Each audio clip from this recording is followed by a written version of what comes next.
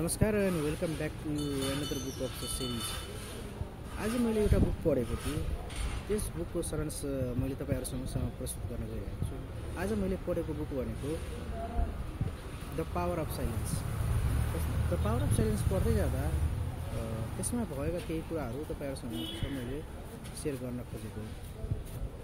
त्यसमा भनेको चाहिँ पावर अफ साइलेन्स किन हाम्रो जीवनमा एकदमै इम्पोर्टेन्ट हो भने हाम्रो जीवन एकदमै आजकलको जमानामा एकदमै बिजी नै भइरहेको छ। बिहान सुतेर उठेदेखि नै राति नसुतुन्जेलसम्म हामीले दिनभरिमा केही न केही कुराहरू गरिरहेको हुन्छ।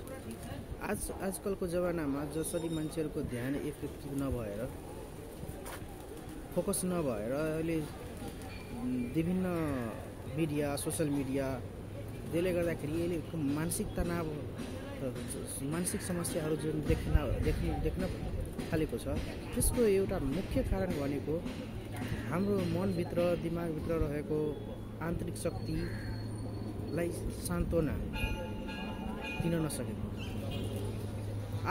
आफैलाई शान्त पार्न नसकेको। त्यही भएर त्यो किताबमा के रहेको छ भने कि साइलेन्स हुनु कति हाम्रो जीवनको लागि उपयोगी कुरा हो त्यसको बारेमा रहेको छ। हामीले कुनै कुरा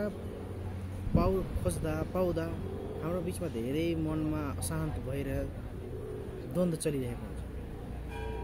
त्यसलाई हामीले कन्ट्रोल गर्नको लागि, त्यसबाट निराकरण गर्नको लागि, त्यसलाई सही तरिकाबाट त्यसको सोलुसनतिर जानको लागि के गर्नुपर्छ भने नि एकचित भएर त्यसको बारेमा सोच्नु,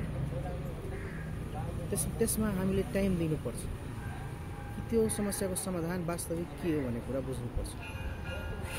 यदि हामी जसरी सोचिरहेका थियौँ, बोलिरहेका थियौँ, लगातार त्यसरी नै गर्दै गयो भने त्यो समस्या समाधान हुनुको सट्टा झन् बिग्रिँदै जान्छ र हामी एउटा राम्रो निर्णयमा पुग्न कहिले पनि सक्दैनौँ। त्यही भएर यदि हामीले कुनै ठाउँमा केहीमा प्रगति गर्नु छ भने यो साइलेन्स हुनु कति आवश्यक छ भन्ने कुरा यहाँबाट हामीलाई थाहा छ कि हाम्रो शरीरमा यो ऊर्जाको जुन स्रोत छ त्यो लिमिटेड छ। हामीले जहीँ पायो त्यहीँ आफ्नो इनर्जीलाई खर्च गर्दै गयो भने हामीसँग त्यो इनर्जी हुँदैन कि हामीले राम्रो पर्फर्म गर्न सक्छौँ। त्यो ऊर्जालाई बचाइराख्नको लागि नि यसको आवश्यकता छ। साइलेन्स हुनुको मतलब बाहिरीबाट मात्रै साइलेन्स भएर हुँदैन, आफ्नो मनभित्र आत्माभित्र पनि शान्त हुनु हो। हामीले दिनभरिमा यस्ता काम क्रियाकलाप गरिराखेको हुन्छ जसले गर्दा अस्तव्यस्त भइरहेको हुन्छ, आफैमा द्वन्द्व भइरहेको छ, मन विचारमा द्वन्द्व भइरहेको हुन्छ।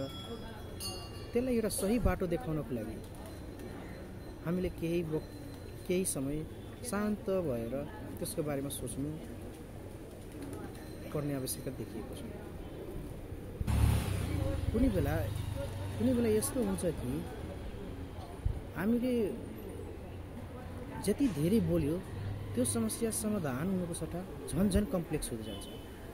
जस्तो कि मानौ हाम्रो फ्यामिलीमा जसुकैको फ्यामिलीमा नि कुनै कुरामा डिस्कस भइरहेछ, फ्यामिली म्याटरमा होइन, त्यो झगडाको मुड जस्तो भइरहेछ, त्यति बेलामा हामीले बोले गऱ्यो भने त्यो समस्या समाधान त हुँदैन, झन् त्यसले एउटा ठुलो झगडाको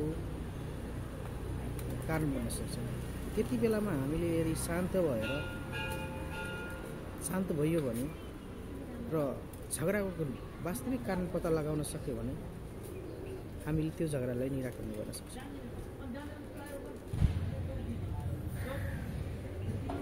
पावर अफ साइलेन्समा अर्को कुरा के भनेछ भने जब हामी साइलेन्स हुन्छौँ त्यसले के गर्छ भने हाम्रो विचारमा स्पष्टता ल्याउँछ। हामी जब कुनै कुराको बारेमा सोचिरहेको हुन्छौँ, डिसिजन कुनै लिन खोजिरहेको हुन्छौँ, त्यसमा यदि हामीले डिसिजन लिन पाइराखेको हुँदैन अथवा डिसिजन लिँदाखेरि चाहिने सबभन्दा इम्पोर्टेन्ट कुरा भनेको सही डाइरेक्सनमा सही डिसिजन र सही टाइममा लिन सक्नुपर्ने हुन्छ। तर त्यसको लागि के हुनुपर्छ भने हाम्रो मनबाट शान्ति छ कि छैन। हामीले अस्तव्यस्त भएको टाइममा कुनै कुराको डिसिजन लियो भने त्यो म्याक्सिमम चान्स हुन्छ कि त्यो गलत हुनसक्छ। त्यही भएर हाम्रो जीवनमा साइलेन्सको धेरै इम्पोर्टेन्स, त्यो पर्सनल लाइफ होस् प्रोफेसनल लाइफ होस् जुनसुकै बेलामा नै यो पावर अफ साइलेन्सले बहुत इम्पोर्टेन्ट रोल खेलिरहेको हुन्छ। त्यही भएर बुक राइटरले भनेको छ कि हाम्रो जीवनमा डेली जीवनमा कम्तीमा केही टाइम हामीले त्यो साइलेन्सको लागि छुट्याउनु पर्यो। हामीले सुनेका छौँ विभिन्न योग मुद्राहरूमा मान्छे मौन बस्छन्।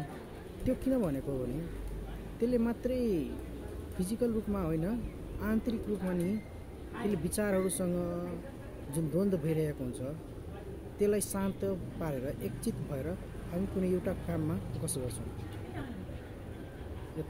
त्यसरी हामीले स्पष्टता विचारमा आउँदाखेरि हामीले सोचेको जस्तो प्रगति गर्न सक्छौँ। यस्तै कुराहरू यो बुकमा रहेको छ। अब अर्को बुक पढ्दाखेरि म तपाईँहरूलाई यस्तै समरी बनाएर तपाईँहरूसँग ल्याउने छु। आजको लागि यति नै। Thank you.